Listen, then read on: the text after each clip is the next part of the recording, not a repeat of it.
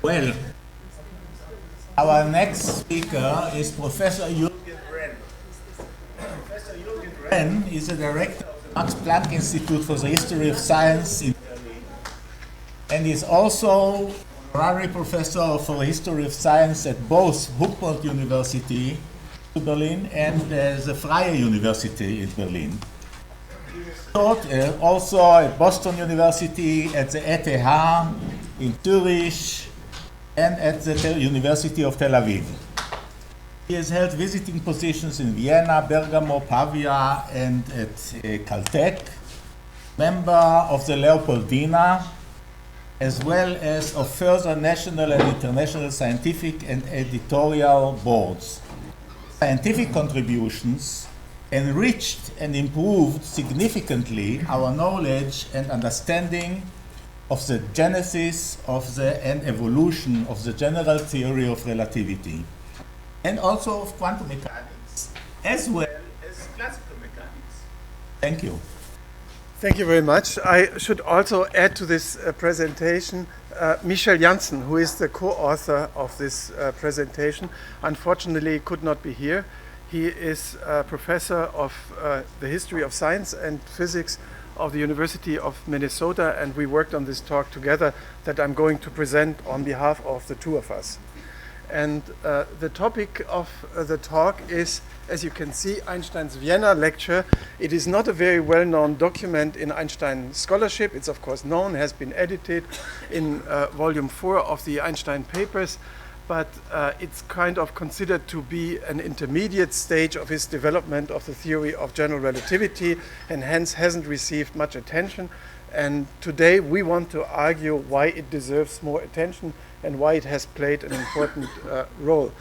And we use that, of course, as well as recapitulating a little bit the history of the formulation of Einstein's theory of general relativity, as well as its relation to Einstein's own methodological reflections. And this will then be a lead into the later discussion to which Jeroen van Dongen, I think he's here somewhere in the room, there he is, will lead you in terms of Einstein's philosophical reflections on his own method. And we discussed this quite extensively in Minnesota also with Jeroen. So let me start and hope that this works here.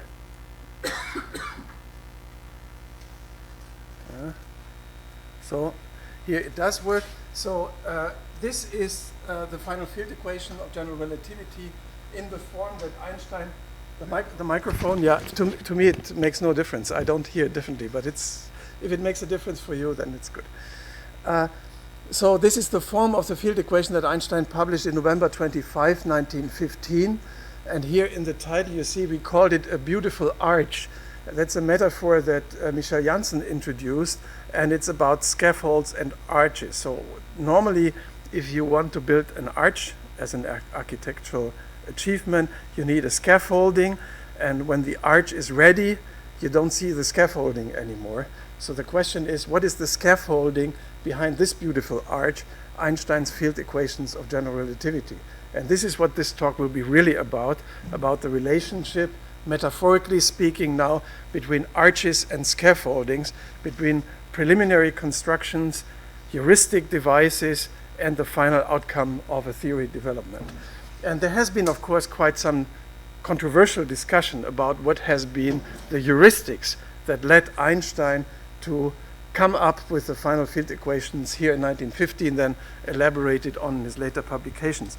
And we want to start our discussion with Einstein's own reflections on his methodology.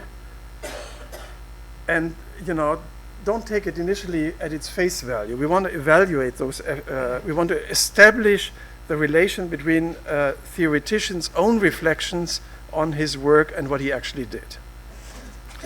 So we read in the autobiographical notes, I have learned something else from the theory of gravitation.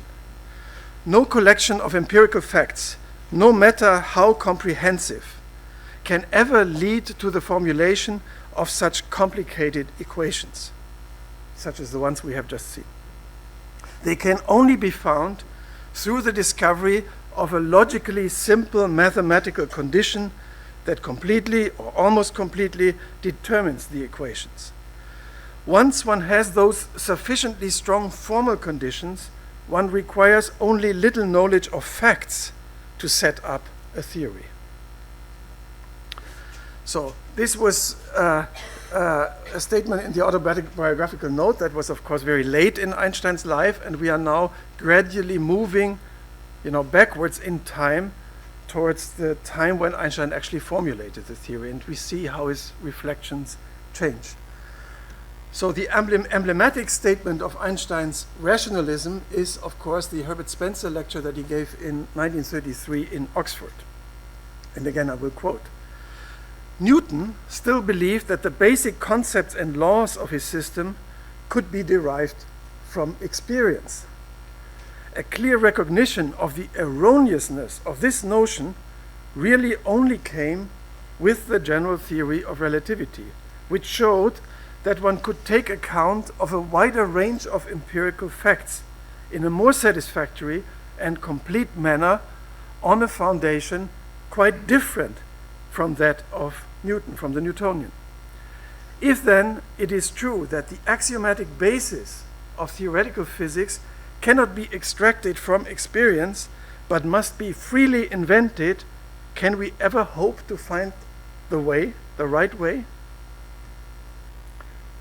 And Einstein answers, "I answer without hesitation that there is, in my opinion, a right way, a right way. Our experience hitherto justifies us in believing that nature is the realization of the simplest conceivable mathematical ideas. I'm convinced that we can discover by means of purely mathematical constructions of the concepts and the laws which furnish the key to the understanding of natural phenomena. Experience remains, of course, the sole criterion of the physical utility of a mathematical construction. But the creative principle resides in mathematics. In a certain sense, therefore, I hold it true that pure thought can grasp reality as the ancients dreamt." So now, surprisingly, what Einstein said in 1933, which is still rather similar to what he said in 1949, is even what he said in 1915, at the time he created the theory. So in his first 1915 communication to the Berlin Academy, Einstein suggests, that's not the final theory, we heard that there are several publications in the fall of 1915, and this is the November 4th publication now, where he suggested that he had found the new field equation that he was then proposing by picking the mathematically most natural candidate. And I'm quoting again. "I completely lost confidence in the field equations of limited covariance of the 1913 Einstein-Grossman or Entwurf theory, the draft theory. I will be saying a little bit more in the sequel of this lecture about that. And so Einstein says he has lost confidence in this preliminary theory and looked for a way that would constrain the possibilities in a natural manner. I was thus led back to the demand of a more general covariance of the field equations, which I had abandoned with a heavy heart 3 years ago, when I was collaborating with my friend Grossman. In fact, back then we already came very close to the solution of the problem given below. Hardly anybody who has truly understood the theory will be able to avoid coming under its spell. It is a real triumph of the method of the general differential calculus developed by Gauss, Riemann, Christoffel, Ricci, and Levi-Civita. After what has been said so far, it is natural to posit the field equations in the form, and now it looks like the Riemann tensor is not quite the Riemann tensor here on the left side and the energy momentum tensor on the right side, but it's the preliminary form still close to the tools of the absolute differential calculus that Einstein had found in November 4th. So Einstein's claim here in this introductory statement is actually confirmed by his research notes that we find in the Zurich notebook that was written in the winter 1912, 1913, prior to the publication of the Entwurf theory with Grossman in the spring of 1913. So what we see here the guy in the background looking over Einstein's shoulders, I have to say that these beautiful graphs have been made by Michel Janssen, so we should get a special attention for that. So the guy behind Einstein's back is Grossman, and we see the name of Grossman appearing in the Zurich notebook above here. And what then down is the presumable or the probable gravitation tensor extracted from the Ricci tensor under the assumption of unimodular coordinate transformation is exactly the tensor that Einstein proposes as a gravitation tensor on November 4th, 1915. So we see that that this is actually confirmed. So I went back here. Let me go forward. So in 1913, purely mathematical considerations had led Einstein and Grossman to consider this field. They had started from the Riemann curvature tensor and had extracted, after a laborious procedure, this candidate.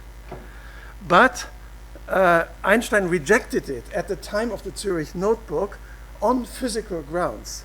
He thought that this tentative gravitational field equation did violate energy momentum conservation, and also that it was not compatible with the Newtonian limit that was to be expected for any reasonable extension of a gravitational theory. So, but then he came back to it in the November 15 paper as where he proposed it at the left-hand side of the field equations. And so there seems to have been a turn in 1915 from a more physically minded strategy that had led him to the Entwurf paper, Entwurf theory, together with Grossman, to a more mathematically inclined strategy that he took up again in the fall of 1950. And there's a pair of letters to Michele Besso. We have already seen from Hanoch that Besso is an important source for Einstein's insight into his own theoretical and intellectual development. And there are a pair of letters to Besso that seem to actually corroborate this view. So Einstein wrote to Besso in December 1915, this time, because Besso had followed the earlier development, so he would know what Einstein was referring to. So this time, in 1915, the obvious, das nächstliegende, the most close at hand, was correct. However, Grossman and I believed that the conservation laws would not be satisfied and that Newton's law would not come out in first approximation. So the obvious, the nächstliegende, the closest at hand is clearly mathematics. And so if we look back what Einstein wrote to Besso about the earlier Entwurf theory with Grossman, we found that then he thought differently, because he said to Besso in March 1914, before this alleged mathematical turn, the general theory of invariance only proved to be an obstacle. The direct route proved to be the only feasible one. The only thing that is incomprehensible is that I had to feel my way around for so long before I found the obvious, the closest at hand, the most plausible solution. But now the most plausible is physics and not mathematics. Almost the same wording, but clearly indicating that Einstein had changed perspective. So now this all seems to very much favor what is more or less the standard story and compatible with Einstein's own later views that we have seen in the Oxford lecture, in the autobiographical note, that somewhere in 1915 there was a turn, a shift from a physical to a mathematical theory. Nevertheless, on closer inspection, it has become clear to an entire group of researchers, some of them are present here and I will present them later. Tillman, for instance, is here as so that the preponderance of contemporary evidence suggests that suggests another account of how Einstein found the general relativistic field equation. So look, for instance, at this letter to Besso from 1918. Reading your last letter, Einstein is replying to a letter by Besso, I find something that almost makes me angry. That speculation has proved itself to be superior to empiricism. So that is apparently what Besso had written to him. You are thinking here about the development of relativity theory. I find that this development teaches us something else, which is almost the opposite. Namely that a theory to deserve our trust, must be built upon generalizable facts. Generalizable facts. In the case of general relativity, what is that generalizable fact? It's the equality of inertial and gravitational mass. Never has a truly useful and profound theory really been found purely speculatively. So if you now compare this, what Einstein said later in the Oxford lecture, he said, our experience hitherto justifies us in believing that nature is the realization of the simplest conceivable mathematical ideas. And then he says a few tepid disclaimers. The creative principle resides in mathematics. I quoted that before. Pure thought can grasp reality. That's what Einstein claims at this point. But he made some tepid disclaimers. He made some disclaimers. So what are the disclaimers? You read it in the introduction, in the beginning of the lecture. So let's look at those disclaimers. If you want to find out anything from the theoretical physicist about the methods they use, I advise you to stick closely to one principle. Don't listen to their words. Fix your attention on their deeds. And then there's a second disclaimer by which Einstein says, the way in which a scientist working in some field regards its past and present may depend too much on what he hopes for the future and aims at in the present. So there's every reason to believe that Einstein suffered from a kind of a self-serving selective amnesia. And that self-serving selective amnesia has become the subject of a great book, which I advertise here by Jan van Dongen. He will present more about it.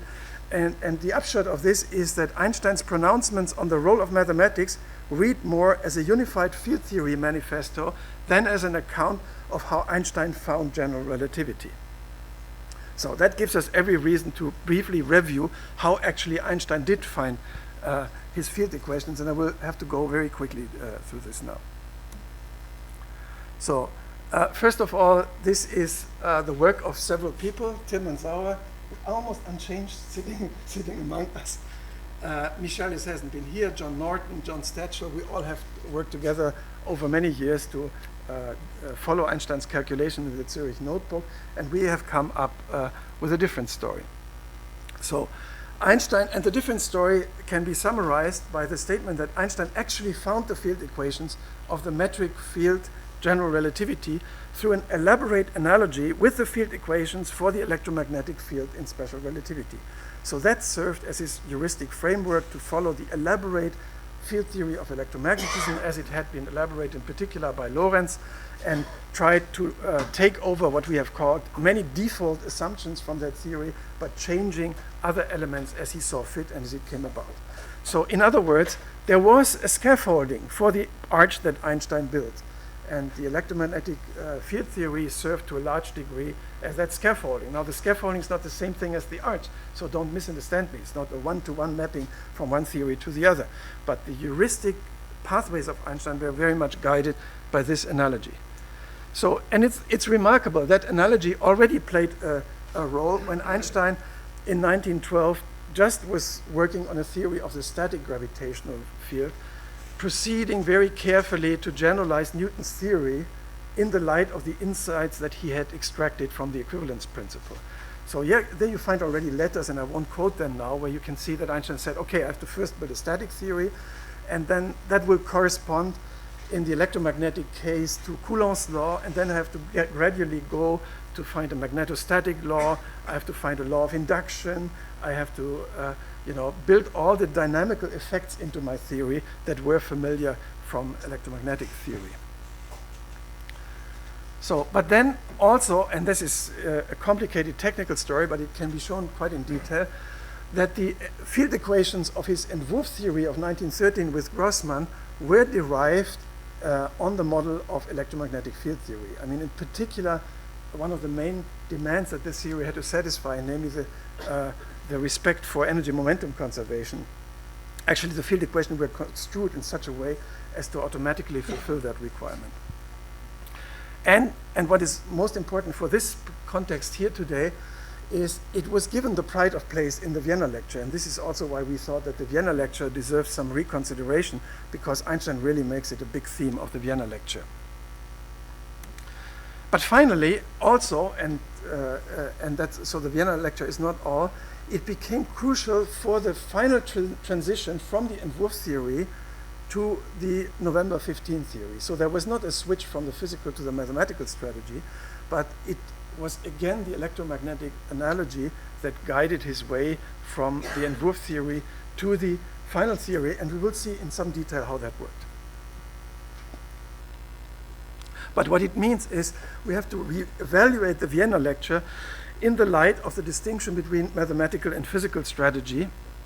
And I will briefly remind you what these strategies are. So the mathematical strategy means extract a candidate of broad covariance from the Riemann curvature tensor to meet philosophical desiderata, such as implement widest possible relativity principle, all the insights from the equivalence principle, all the new physics that Einstein had been developing, and then check whether it has a safe ground in the physical requirements familiar from classical theory, in particular energy momentum conservation and the Newtonian limit. And then see, and that's part of the strategy, whether that restricts the covariance in any way. And the other strategy was the physical strategy. So construct, to begin with, a candidate in analogy with electrodynamics, and that is assured, that immediately gives you the Newtonian limit, so you're sure that requirement of the Newtonian limit is fulfilled.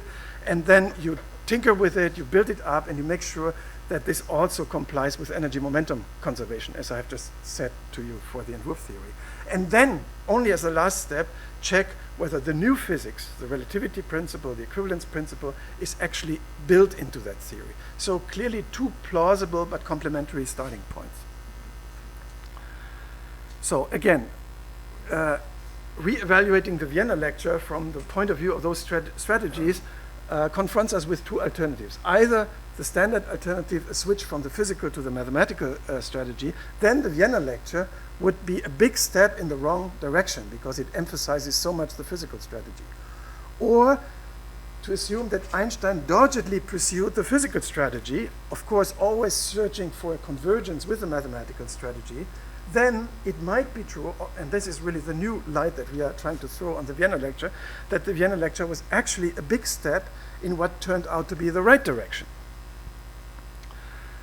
So let me just recapitulate briefly also, if possible, in not so technical terms, what are the analogies between electromagnetic field theory and the gravitation theory to be built up. Now, this is the Maxwell field equation in a four-dimensional way of writing it, and if we now write the gravitational field equation, we can actually write them in a very similar form. You see also one striking difference, namely the energy momentum density of the gravitational field. The gravitational field can act as its own sources. So you see here both aspects very nicely. You see the close analogy and you see the differences that are popping up, and Einstein was of course aware of both of them. But you see also the scheme that guides the communality, and it's this. Yeah. So this is a way of bringing out the structural similarity. So, what is the structure of such a field equation? It's the four divergence of a field is guided by the source. Only that the source has a very special form here. Okay, but the analogy goes on. You also have a difference between field and potential. You have it in both cases. Here again, you have the relation between the electromagnetic fields and the electromagnetic potentials. Now, what is the relation between the field and the electromagnetic potential and the potential in the case of gravitation theory? Here it was that the first thing that Einstein discovered in 1912 was that the metric tensor represents the gravitational potential. So he didn't have first the field and then the potential. He first had the potential and then was looking for an adequate expression for the field. Again, guided by the analogy that you need a field and a potential. So what is the so again, yeah, okay. So that is the structural relationship that you have between the two. The field is somehow the gradient of the potential.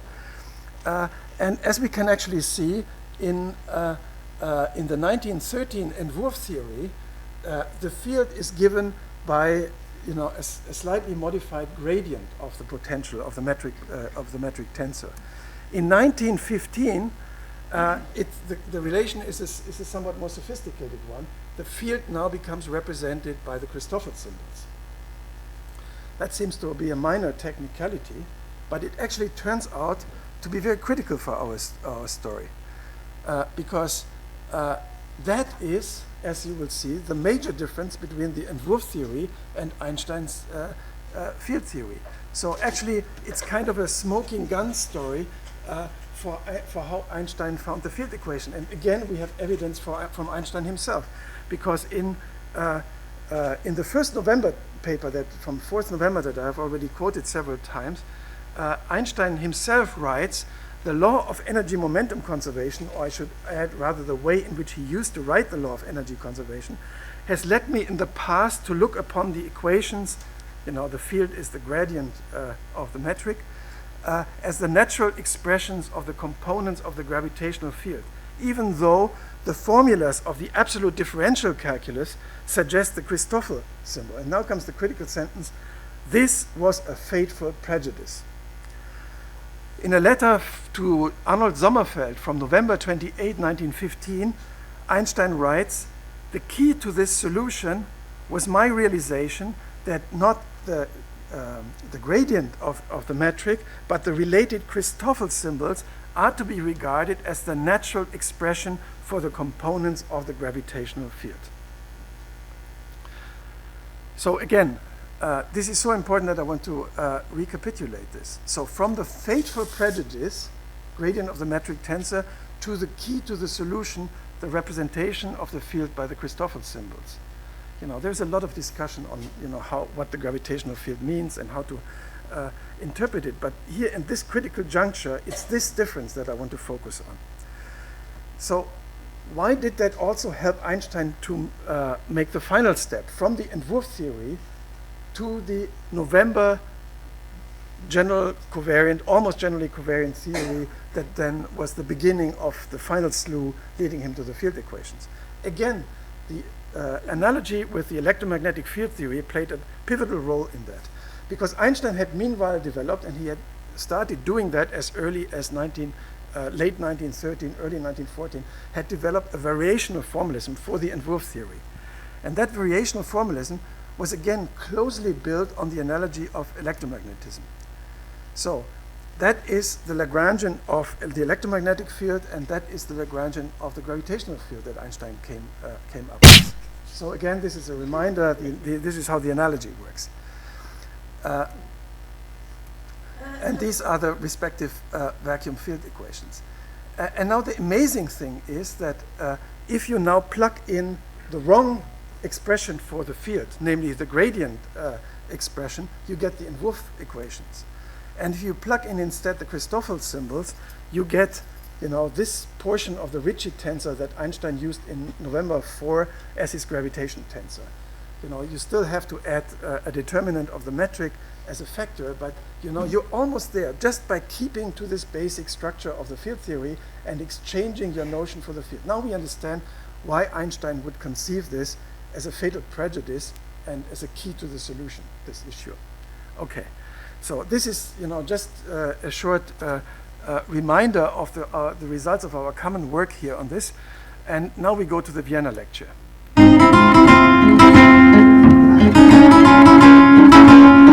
that is the reconstruction of the Vienna lecture. What was the Vienna lecture really like? So this is a more faithful historical reconstruction. This was the 85th assembly of the of the German natural scientists and physicians.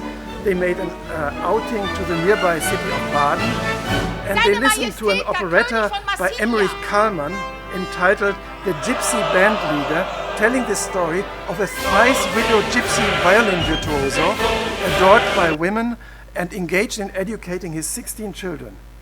But we don't know whether Einstein actually visited that performance. He may have also gone to preferred a performance of The Bat by Johann Strauss later during the conference. So Michel and I did actually some newspaper research. All of the Vienna newspapers are online. This is a similar, less significant story than the Einstein online, but you can do what the anthropologists now call a thick description. You know, all the details are there. We know about the ladies program and all the thing.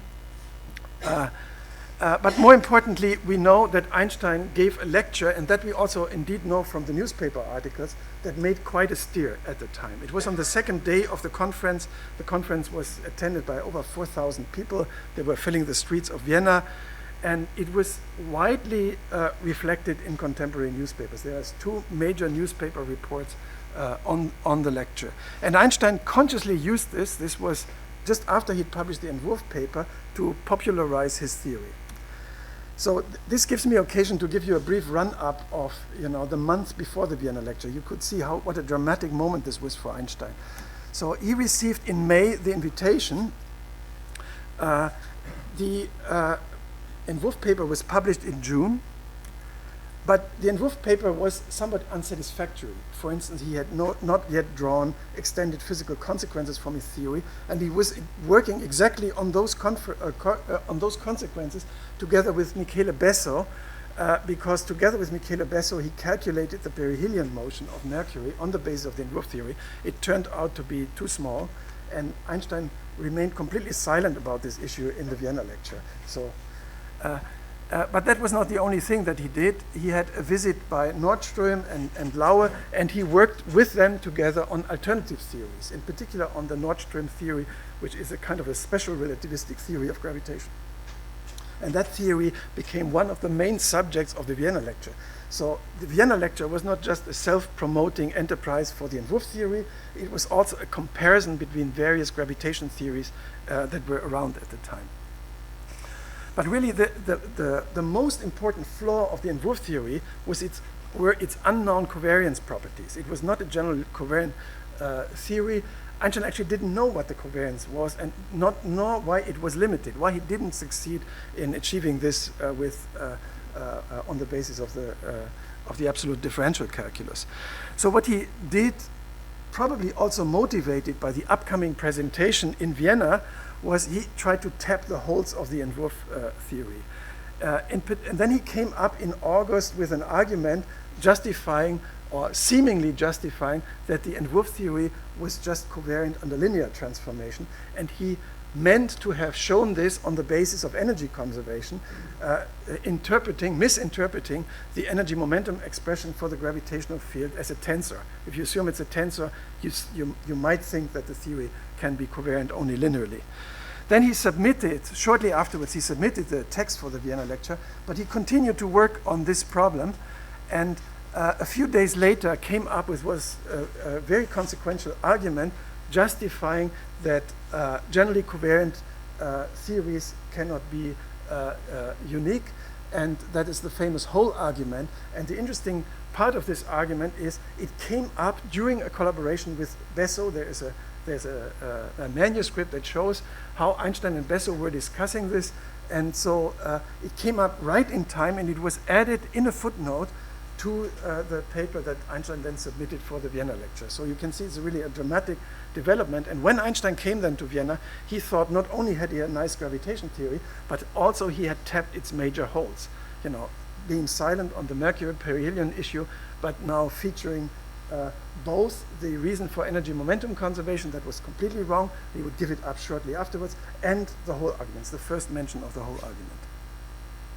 And then, of course, in September, he delivers it, and as I told you already, there were major newspaper reports. This was a time where you could also already feel there was a lot of international unrest, so the first cover pages were concerned, of course, with political items. But then you had 2 major Vienna journals that were featuring prominently Einstein's talk. One of them even giving a kind of excerpt from Einstein's lecture, and we come to this immediately. Oh no, I should read you this one. This is a nice one. You get, as I said, a thick description. One of the papers says, one meets them everywhere in the city, the German scientists and physicians, and one is happy to run into them, a whole army equipped with curious weaponry, scalpels, microscopes, and tubes. And I told you already about the lavish extra program. Remarkably, the Arbeiterzeitung, the Workers' Journal, had a very long feature article on Einstein, and that was probably due to the fact that Einstein emphasized the role of Ernst Mach, and Ernst Mach had been closely associated with the Austrian Social Democrats, and so they write about Einstein, what I would like to quote. Just a year ago, Einstein was working at the University of Prague. So they considered them as one of theirs. From there, he moved to Zurich, and now he's leaving for Berlin. There, he received a so-called academy professorship. This means that he can devote himself completely to his research without losing most of his time to teaching and exams. In Austria, something like this, of course, is impossible. So they used it to gain some political momentum, of course. And then the Neue Freie Presse had a complete excerpt from the lecture, or a text that gives you detailed descriptions of the contents. And of course, Michel and I wondered, did Einstein supply this text himself, or was it provided by a journalist? It's quite a sophisticated text at some points, because mathematical subtleties are translated into more popular but still correct language. But then, of course, there are major blunders like Maxwell's laws of thermodynamics that speaks against Einstein being the author, of course. So it seems like this was just lifted from Einstein's lecture. And but one thing is interesting about it, namely that it features what I have emphasized and announced, namely the important, crucial role of electromagnetism as the model for what Einstein was doing. And therefore, I will read you this text, which is now the text by Einstein himself. After the untenability, and that's the introduction to the Vienna lecture, after the untenability of the theory of action at a distance had thus been demonstrated in the area of electrodynamics, confidence in the correctness of Newton's action at a distance theory of gravitation was also shaken. Inevitably, one had to come to the conviction that Newton's law of gravitation does not encompass all gravitational phenomena, just as Coulomb's law of electrostatics and magnetostatics does not encompass all electromagnetic phenomena. That Newton's law had sufficed earlier for calculating the motion of celestial bodies is because the velocities and accelerations of those motions are small. In fact, it is easy to demonstrate that celestial bodies moving under the influence of electrical forces coming from electrical charges on those bodies would not reveal Maxwell's law of electrodynamics as long as their velocities and accelerations are of the same order of magnitude as those of the motions of our ordinary celestial bodies. One would be able to describe those motions with great accuracy on the basis of Coulomb's law.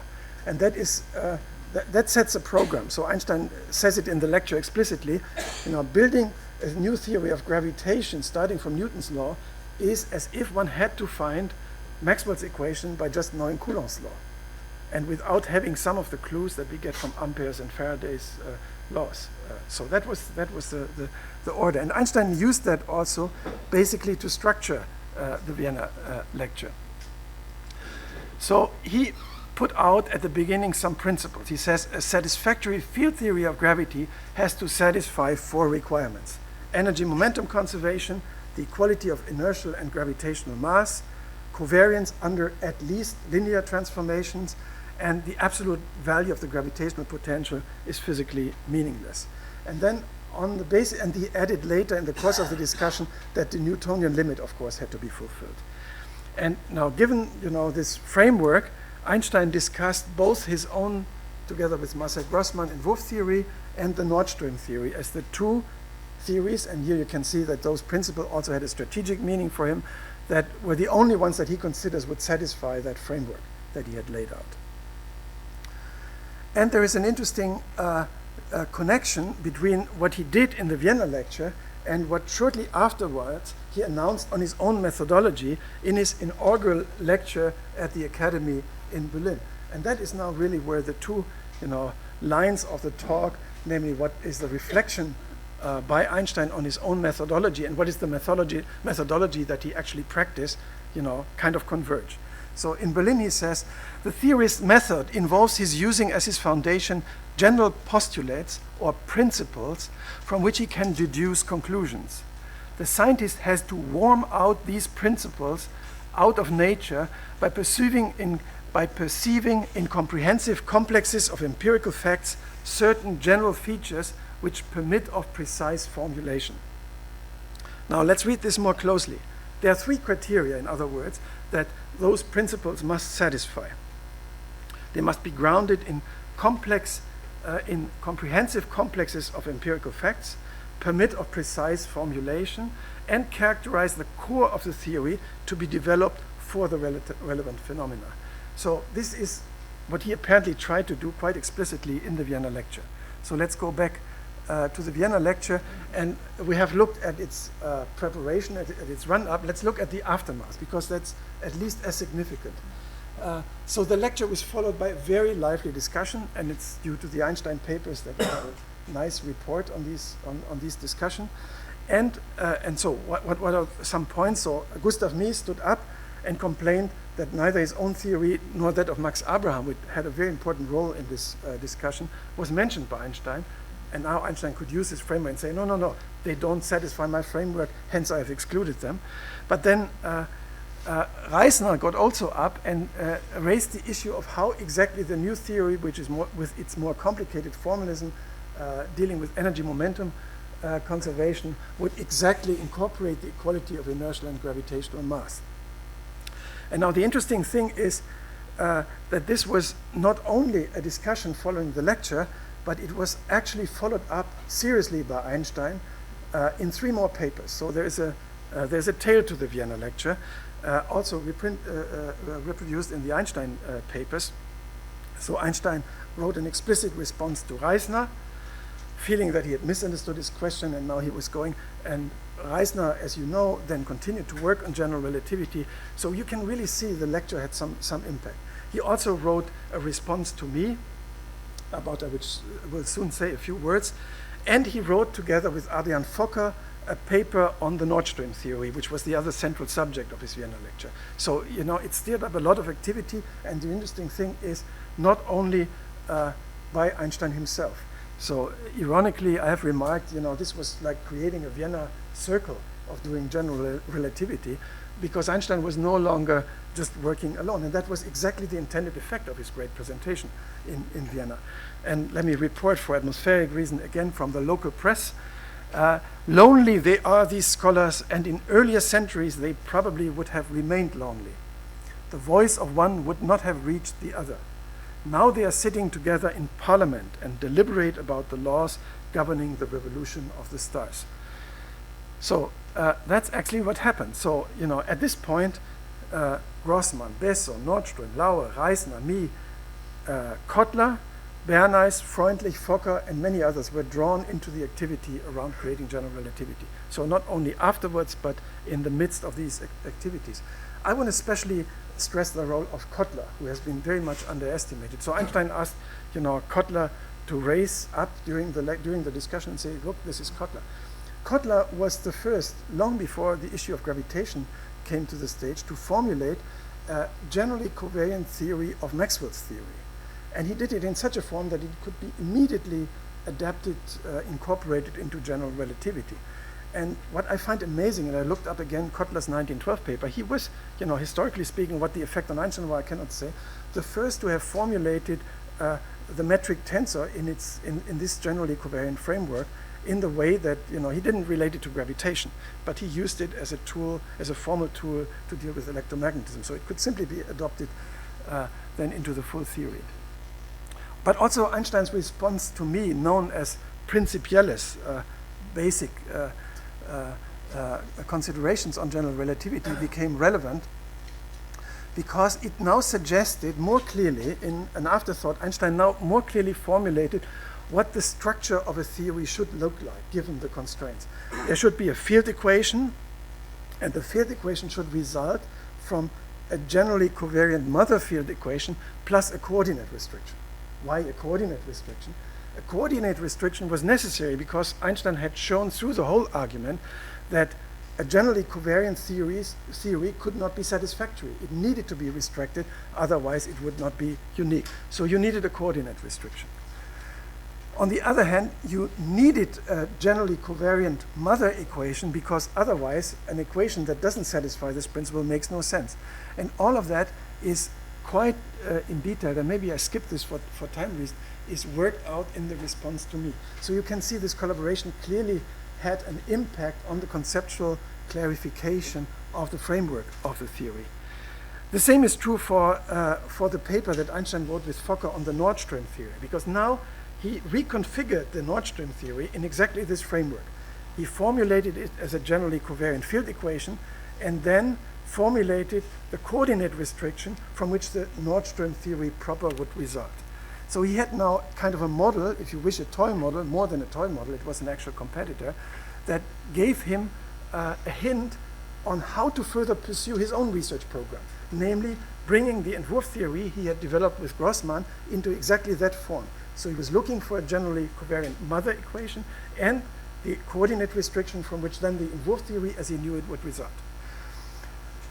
Again, this is exactly what is said in this quotation here from the Fokker paper. Einstein lays out his own research program, and therefore I can skip it and I don't have to read it to you. So Einstein and Grossman actually went back to work. Einstein still needed Grossman very much as his mathematical supporter to do that. And they were trying to bring the field equation of the Entwurf theory into this form. They got a hint from the Zurich mathematician Paul Bernays, another figure that one should list, that the most elegant way to do this would be in terms of a Lagrangian formalism. And then Einstein tried to develop this, and actually they did find a coordinate restriction. They dispelled immediately the very restrictive coordinate condition resulting from energy momentum conservation that had suggested to them that the Entwurf theory was just covariant under linear transformation. Now they opened a much more wider class of transformations, and they found a specific coordinate restriction that would do this work. Now, that was important. It sounds very technical, but this did actually double duty here for him, because this coordinate restriction not only determined the covariance properties of the Entwurf theory, it could also in itself be related to energy momentum conservation, but in a much less restrictive way. And we consider this as a first step into what would later turn into the Noether theory. So Einstein at this early point, in the context of a wrong theory, dealt with the relationship between conservation and covariance properties. Okay. The new coordinate restriction now replaces Einstein's earlier arguments. It seems compatible with the whole argument, and now Einstein is very happy. Einstein now feels that he can summarize his theory, and he does so in a big 1914 review article. And it's interesting, and Hanoch and I have worked a little bit on that, that is really the matrix, and so has Tillman in an earlier paper. So that 1914 review paper is really the matrix on which the 1916 review paper on general relativity is built. You know, mutatis mutandis, so to say. And Besso followed closely. Again, Besso followed closely, and I will read you this quotation. Besso writes to Einstein in March 1914, "You already had the fundamental insight that the conservation laws represent the condition for positing an admissible coordinate system. But it did not appear to be ruled out that a restriction to Lorentz transformation was thereby essentially already given, so that nothing interesting epistemologically comes out of it. Now everything is fundamentally completely satisfactory." So this is after he has found the new coordinate restriction, the new derivation of the Entwurf theory, and he's setting out to write this review article, and he even believes, and I told you already about the Lagrangian structure of this equation, he really believed at the time that this mathematical derivation would deliver uniquely the Entwurf field equation. So now Einstein made the exact same claim for the Entwurf theory that he had made with Fokker earlier, and I have spared you that quote, but I will read this shorter one. "We have now, in a completely formal manner, that is, without direct use of our physical knowledge about gravity, arrived at a very definite field equation." So Einstein now believed he had derived the Entwurf field equation that he had earlier derived from the physical strategy by a purely mathematical strategy. So again, he was ready to discard the scaffolding and now see this as the final result that could be purely mathematically derived. But and then that would be a convergence, of course, of physical and mathematical strategy. However, soon afterwards, the uniqueness argument for the Entwurf theory evaporates. Einstein finds in October 12, so more than a month before the final run-up of November, that his uniqueness argument is simply wrong. But now, does that mean that the Entwurf theory was just a wrong pathway that was now abandoned? No, because Einstein had elaborated an entire framework, the scaffolding, which he could now use to produce alternatives. After the failure of the Entwurf theory, not the framework failed, but the theory failed, and the framework was wide and flexible enough to be able to generate new candidates. And he did that exactly in the way that I have shown you earlier, namely replacing the fateful prejudice by the key to the solution, reinterpreting the expression for the gravitational field. And he could now use the Lagrangian formalism. He could now use, and people like Hilbert were just surprised, he could use the framework that he had developed with Bessel for calculating the perihelion motion. Within a few days he was able to calculate the correct perihelion shift of Mercury. So now we can reread the introduction to the first November paper. I completely lost confidence in the Entwurf field theory. I was thus led back to the demand of a more general covariance. Hardly anybody who has truly understood the theory will be able to avoid coming under its spell, and so on and so forth. But now we read this as Einstein actually hiding his scaffolding. So there was no switch from a physical to a mathematical strategy, but the beautiful scaffolding, as he was about to do in 1914 already, could be discarded. And now he really had a framework that he could present, actually representing a convergence of physical and mathematical strategy, but ever more presented as a triumph of the mathematical strategy, as we will learn from Jeroen. And this will be my final word on the Vienna lecture. Thank you for your attention.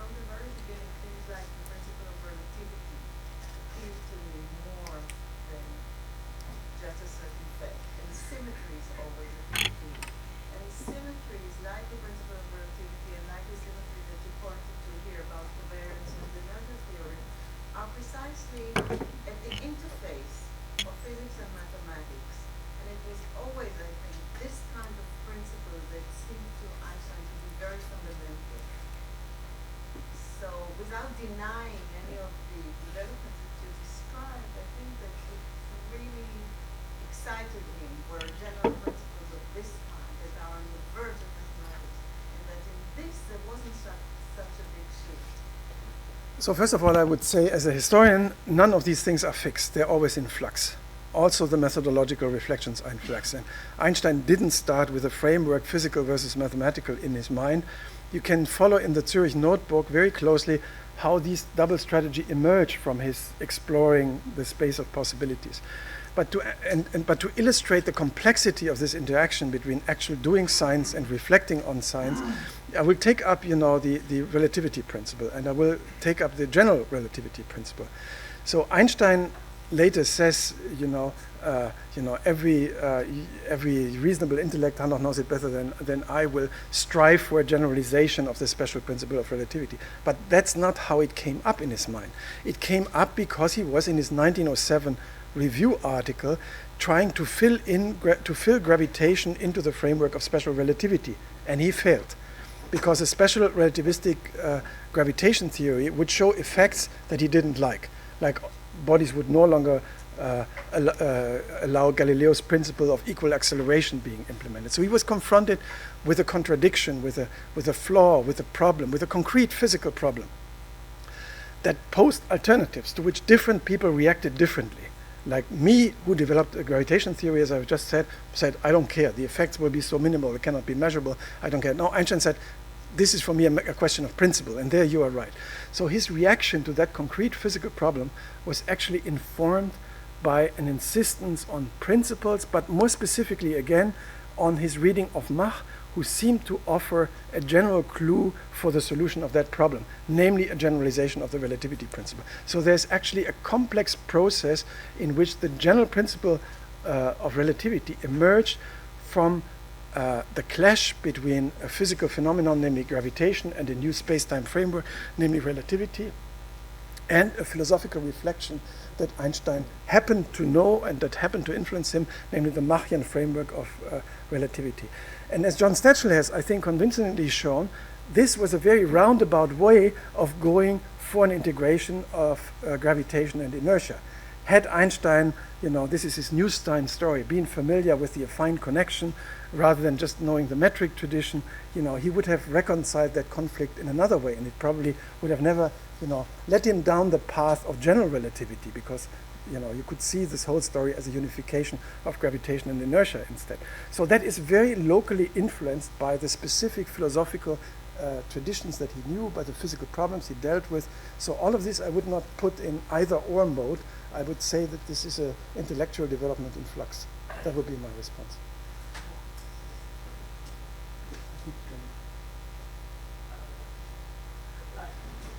First, thank you. It's wonderful the fact that the thesis is long and enormously.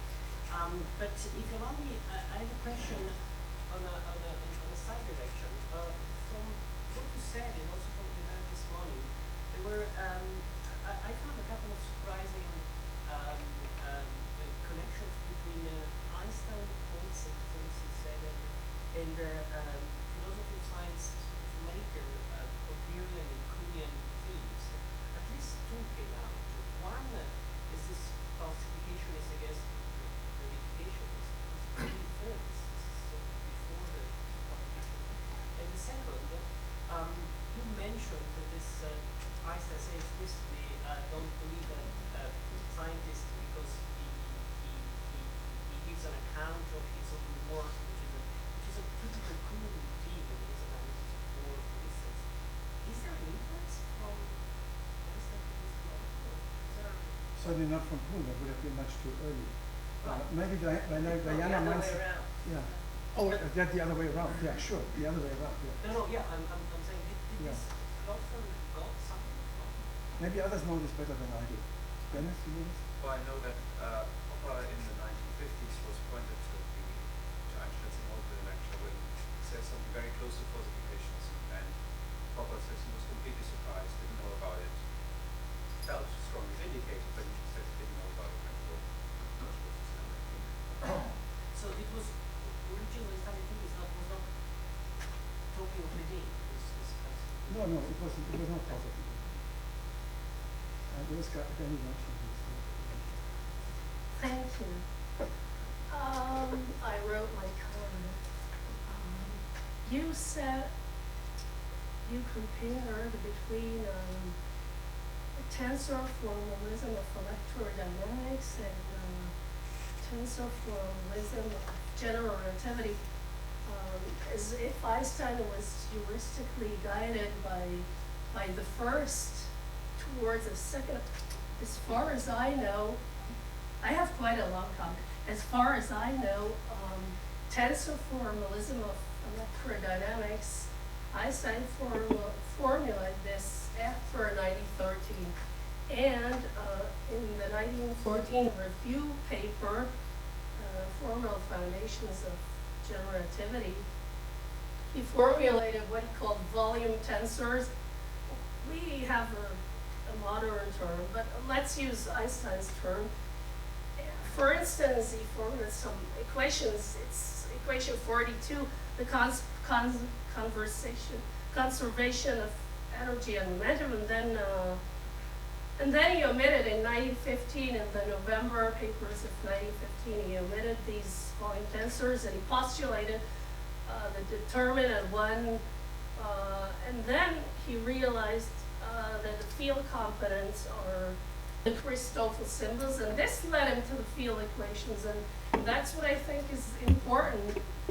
I don't see the the importance of the Vienna lectures, the Vienna lecture beyond the formulation of the Nordstrom theory, the Fokker-Einstein paper, the covariant formulation, and the polemic that he had with Nordstrom. Beyond that, I don't see the importance. I only see the importance of the review paper, the 1940 review paper, in that he formulated the Ricci tensor, the Riemann tensor, and then he omitted the volume tensors, and he realized that the Christoffel symbols are the field components. I think this is important. Thank you. Okay, I think, on the latter point, this is just a different interpretation that we could discuss at length. On the first point, I think you are simply wrong, because the four-dimensional formalism of electrodynamics was greatly developed by von Laue in his book, for instance, both in his 1911 and the 1912 edition. And Einstein himself had a lengthy manuscript, a famous manuscript from 1912 that was never published, other than in the collected papers. Let's He published a lecture on the special theory of relativity, where he casted Maxwell's equation in a four-dimensional framework. we have time for one more question. Actually, I just had a comment. Oh, okay. It's even shorter. Well, you don't have to reply. but then I do have a question, actually. It's just a very sort of minor point. I was a bit struck by the analogy with Gaulle. So I was thinking, would it be related perhaps to his calculations? I think you have a point there, Jaron, and I find it a fascinating point, because the first time, and it always amazed me, that Einstein mentioned the mercury perihelion was as early as 1907. I mean, in the moment that he had thought of of a relativistic gravitation theory. And why could he make that connection? Because that connection was made already in the frameworks of electromagnetic gravitation theory, as they are, for instance, reviewed by Zenek in his 1900 review article. So that was a known issue, that if you ever want, and many people thought about that, a field theory of gravitation, then that might be connected with the Mercurian problem. Also, you already mentioned 5 or 6 Of course. Oh yeah, of course. Thank you very much again.